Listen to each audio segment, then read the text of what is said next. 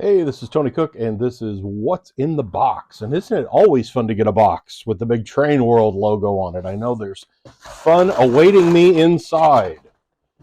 And here we have, ta-da, this is Bowser's new run of RS3s done for TrainWorld exclusively.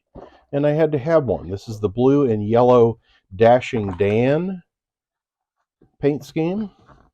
And this is what comes in the box. We've got, I think those are for the fuel tank plugs because, yep, it's screwed into place in the bottom.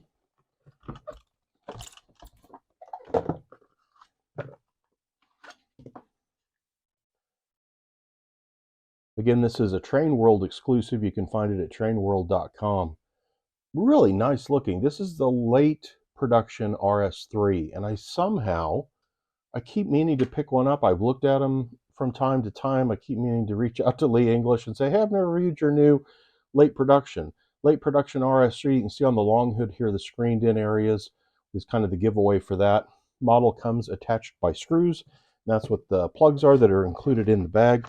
I got the standard DC edition, and it comes with this lubrication thing, which is a generic piece.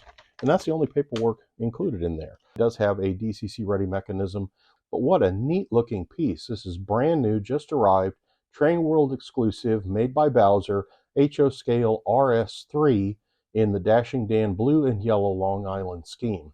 What an awesome, awesome locomotive. And that's what's in the box. Thanks for watching.